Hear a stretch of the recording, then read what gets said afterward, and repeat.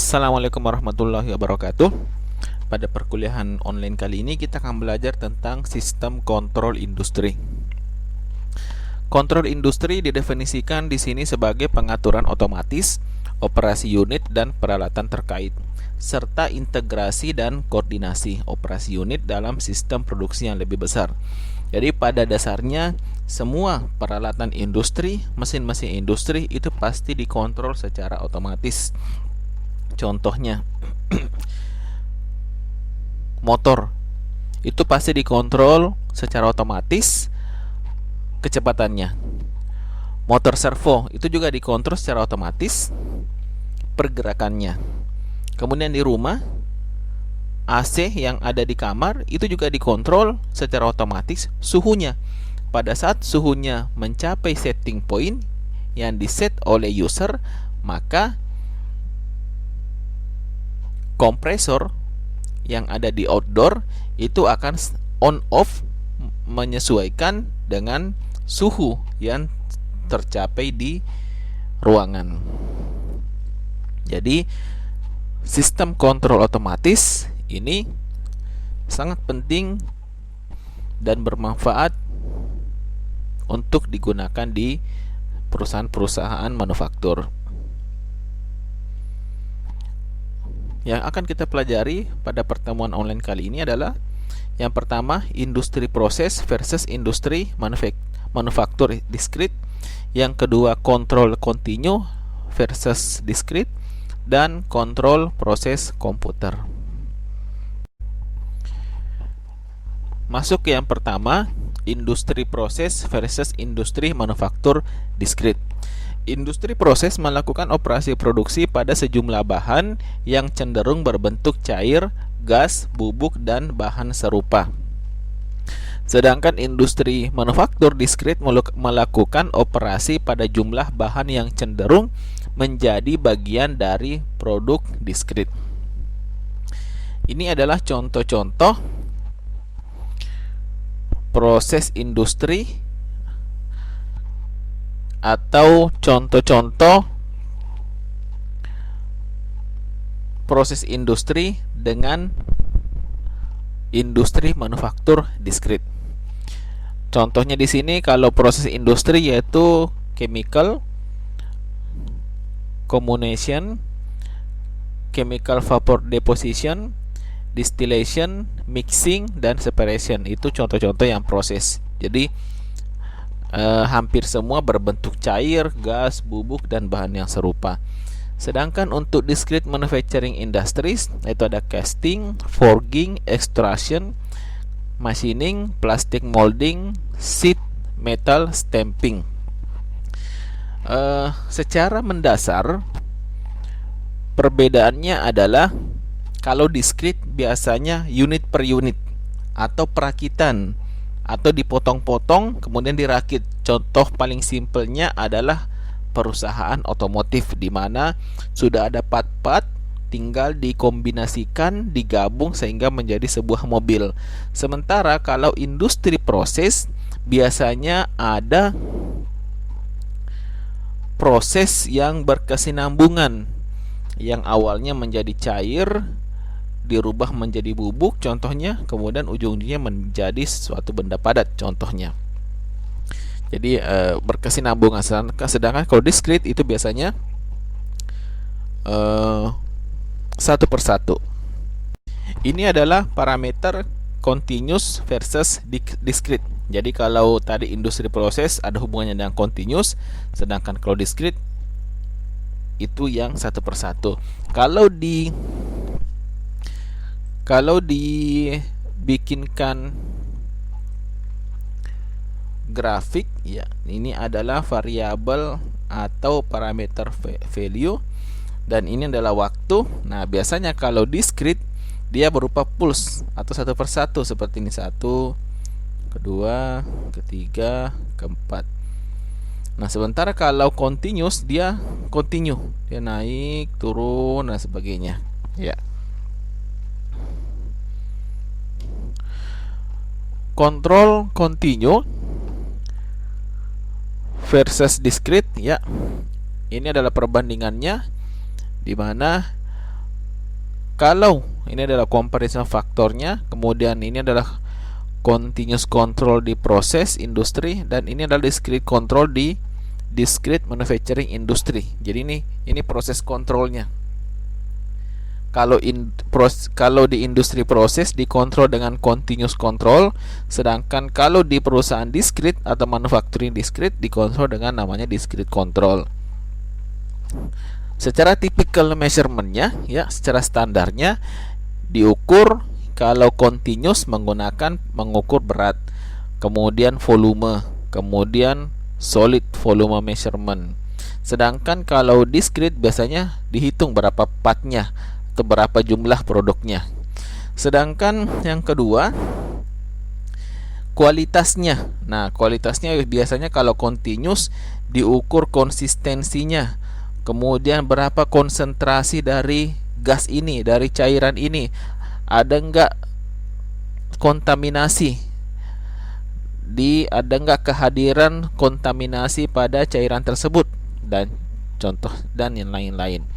Kemudian kalau discrete biasanya yang diukur adalah dimensinya, ya, jadi dimensi menentukan kualitas, ya.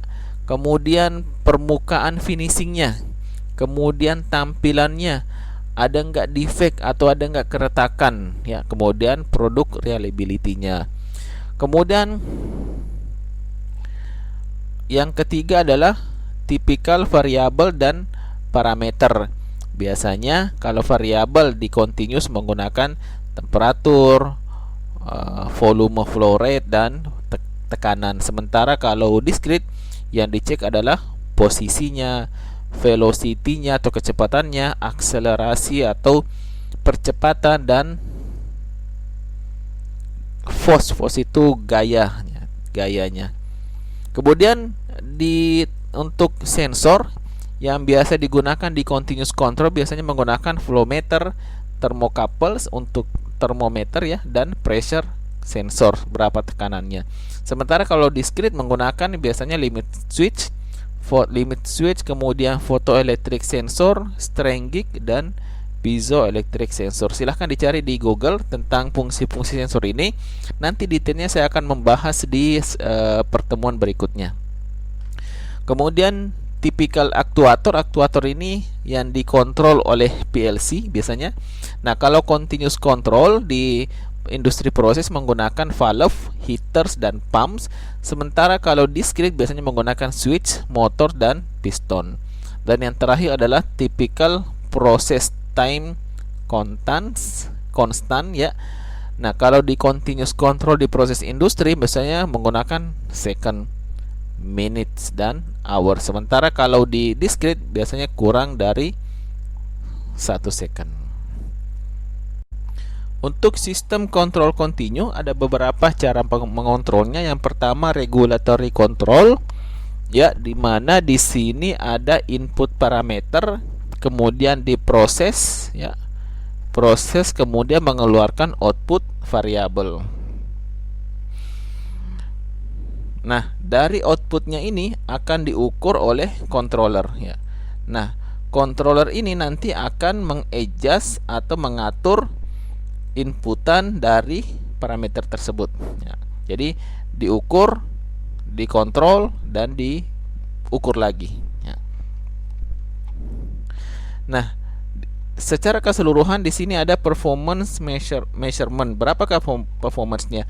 Dari sini akan ditentukan indeks performance yang akan menjadi inputan dari controller. Dan di sini juga di controller di set performance target level. Apa sih contohnya? Nah, contohnya yang paling simpel adalah AC. Kita set AC-nya 27 derajat Celcius. Maka di sini akan selalu diukur berapa outputnya, ya, berapa output. Contohnya outputnya 28.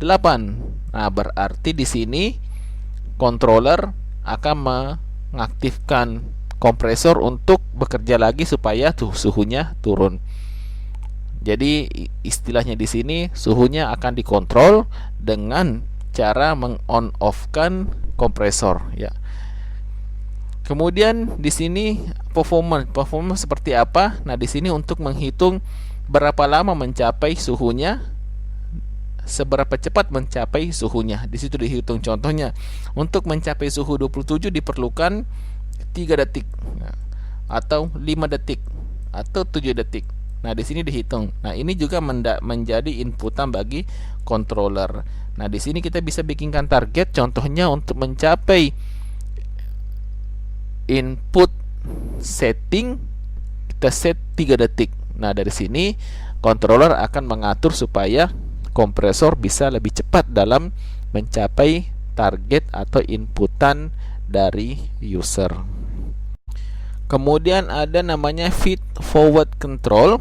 Nah, sama dengan yang tadi, cuma di sini ada tambahannya disturbance. Disturbance di sini gangguan, ya, gangguan dari luar. Contohnya, kamarnya itu pada jam 12 itu terik, mataharinya sangat terik, sangat panas, sehingga itu bisa menjadi pengganggu terhadap ruangan kamar itu. Maka ini dimasukkan di sini. Nah, dari sini juga dimasukkan disturbance yang bisa mempengaruhi proses, dan ini masuk ke controller, inputan controller. Jadi bisa dikontrol lagi. Oh, ternyata jam segini panasnya tinggi banget, harus benar-benar dimaksimalkan kompresornya. Ya, itu adalah untuk feed forward control. Selanjutnya adalah steady state optimization, di mana di sini tidak memiliki feedback dari output variabel. Hanya di sini kontrolnya atau controllernya ada index of performance, kemudian ada mathematical model, dan ada algoritma untuk melihat berapa optimum atau berapa optimum dari input parameter. Ya, jadi di sini ada penambahan perhitungan atau model matematikanya atau rumus matematikanya, sehingga output yang dari proses bisa tercapai sesuai dengan target. Namun di sini tidak ada feedback, makanya di sini disebut open loop. Jadi terbuka, tidak ada feedback dari output variabelnya. Kemudian selanjutnya ada adaptive control. Adaptive control ini sebenarnya hampir sama dengan feed forward control, hanya di sini perbedaannya pada controllernya. Jadi di controller di sini ditambahkan algoritma tambahan, sehingga bisa untuk menyesuaikan kondisi dari proses. Jadi semakin banyak disturbance-nya, nanti di sini controller akan mengontrol bagaimana proses bisa berjalan dengan lancar dan bisa mencapai output variabel sesuai dengan inputan parameter. Kemudian kita masuk ke kontrol proses komputer. Perlu diperhatikan bahwa kalau kita berbicara tentang komputer, tidak hanya sebatas adanya CPU atau monitor, tidak. Jadi pada saat kita berbicara tentang komputer ini secara definisi luas. Asalkan bisa menghitung, itu adalah komputer. Kalkulator adalah komputer. Kemudian PLC adalah komputer. Microcontroller adalah komputer. Jadi semua bisa dikatakan komputer, yang artinya untuk menghitung, ya. Kemudian kontrol requirement-nya untuk kontrol proses komputer ini, yang pertama interupsi proses. Jadi pada saat proses bisa diinterupsi. Apa contohnya di pabrik? Contohnya adalah emergency. Pada saat terjadi kecelakaan, prosesnya bisa dihentikan, bisa dihentikan dengan cara interupsi. Ya, dengan cara menekan emergency button. Kemudian timer, ya. Komputer harus bisa menjalankan timer, ya. Kemudian mengontrol proses, ya, jelas. Kemudian menerima input dari peralatan lain, dari sensor-sensor lain, bisa menerima inputnya. Kemudian menerima input dari user. Komputer juga bisa, user juga bisa mengontrol variabel-variabel melalui touchscreen contohnya. Nah, dan ini adalah kemampuan-kemampuan yang harus dimiliki oleh komputer kontrol. Yang pertama, polling, dari berbagai macam data bisa memilih mana data yang dibutuhkan. Kemudian interlock. Interlock ini artinya bisa mengontrol dua buah benda, di mana apabila salah satu benda aktif, maka benda yang lain tidak diaktifkan, ya. Jadi saling interlock yang ini aktif, yang itu nggak boleh aktif, yang itu aktif, yang ini nggak boleh aktif ya. Itu biasanya untuk safety. Kemudian interrupt. Nah, interrupt seperti yang emergency button tadi, mampu menjalankan sesuatu perintah di luar daripada proses yang normal. Kemudian penanganan exception, maksudnya di sini exception di sini apabila ada program-program yang bisa dikecualikan ya. Jadi bisa dikecualikan sehingga produksi bisa berjalan dengan lancar. Jenis-jenis komputer kontrol ya, jadi yang pertama komputer, di sini ada proses. Nah, output dari proses ya ini akan dibaca oleh komputer. Nah, ini yang disebut dengan data collection atau data monitoring. Kemudian yang kedua, ada komputer mengontrol proses dan proses mengeluarkan variabel. Nah, di sini namanya open loop process control ya, yang B ini. Open loop process control. Kenapa dibilang open loop? Karena tidak ada feedbacknya. Nah, tidak sama dengan C. C di sini komputer mengontrol proses, output daripada proses dikembalikan ke komputer. Maka ini disebut dengan closed loop. Kenapa bilang closed loop? Karena ini close, tertutup. Ya, jadi tertutup di sini. Sementara yang B ini adalah open, jadi dia hanya mengalir ke sana, tidak tertutup. Apa kelebihannya kalau closed loop? Closed loop kelebihannya adalah data output dari proses bisa lebih terkontrol sesuai dengan target, karena apabila ada kesalahan atau melebihi dari target, maka ini akan dibaca oleh komputer dan komputer akan menyesuaikan lagi terhadap inputan prosesnya. Jenis-jenis komputer kontrol. Komputer untuk monitoring ya. Yang tadi Direct Digital Control DDC untuk mengontrol secara digital ya, seperti ini. Dimana di sini ya, ini adalah Direct Digital Control DDC. Di mana di sini ada input parameter ya. Input parameter di sini adalah DDC komputer, di mana ini mengontrol DAC. DAC itu adalah digital to analog converter. Nah, kemudian dari DAC ini akan mengontrol multiplexer. Multiplexer ini adalah alat untuk memilih dari banyak pilihan ya. Contohnya ada 100 input. Nah, multiplexer ini bisa memilih yang mana yang mau dipakai, inputan 1, 2, 3 atau sampai 100. Nah, ini adalah aktuatornya sebagai inputan proses. Di sini ada operator konsol, di mana di sini biasanya monitor atau touchscreen, di mana dari sinilah operator akan berhubungan dengan DDC komputer ini. Kemudian output variabelnya itu akan diambil oleh sensor dan dibaca oleh multiplexer dan akan dirubah menjadi digital melalui ADC. ADC ini apa? Analog to digital converter, dan datanya akan masuk ke DDC komputer ya. Jadi seperti ini cara kerja di Direct Digital Control. Kemudian yang ketiga ada namanya Computer Numerical Control atau CNC ya. Ini biasanya adalah alat untuk membuat suatu benda kerja, di mana koordinatnya X, Y, Z itu dikontrol oleh komputer sehingga bisa mendapatkan benda kerja yang presisi. Kemudian Programmable Logic Controller ya, ini adalah PLC ya, banyak digunakan untuk mengontrol aktuator dan membaca inputan sensor. Kemudian Supervisory Control dan Data Acquisition atau SCADA seperti ini, di mana ada inputan, ada outputan ya. Di sini juga ada feedback, berarti ini adalah closed loop. Di sini adalah controllernya, dan controller akan mengontrol inputan untuk menyesuaikan antara output dengan target. Nah, proses ini dikontrol lagi oleh supervisory control ya. Jadi kontrolnya dikontrol lagi oleh supervisory control atau atasannya. Dan di sini ada human interface di mana human akan berinteraksi dengan supervisory control. Jadi SCADA ini intinya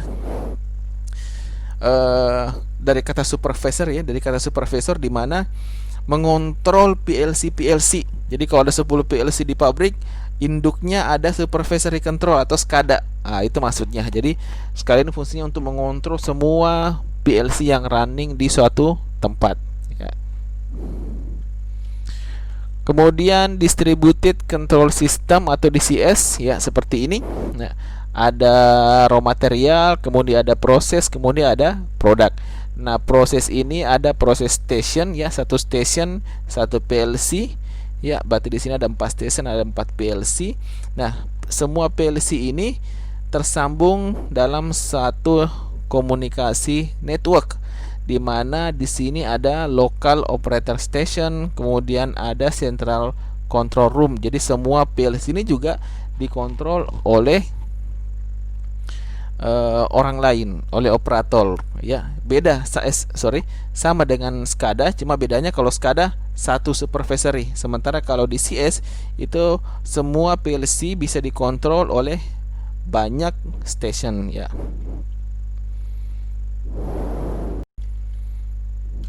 Kemudian yang terakhir ada enterprise wide integration of factory data, di mana ini adalah sistem yang paling komplit ya dalam kontrol proses komputer, di mana di paling bawah ada raw material, proses dan produk, dan proses ini dikontrol oleh ada station-stationnya ya, dan setiap station ada PLC-nya, dan ini station dikontrol oleh, jadi ini komunikasinya itu, jadi semua station ini dikontrol oleh local operator station, kemudian ada central room-nya, dan ini ada local operation station, dan di atasnya masih ada lagi namanya enterprise communication network, di mana dari sini central room, local operator station itu dikontrol lagi oleh engineering workstation, finance, production planning, purchasing, dan quality control ya. Inilah yang disebut dengan enterprise wide PC based DCS. Ya, sampai di sini perkuliahan kali ini. Silahkan dipelajari untuk bahan kuis ya. Terima kasih. Assalamualaikum warahmatullahi wabarakatuh.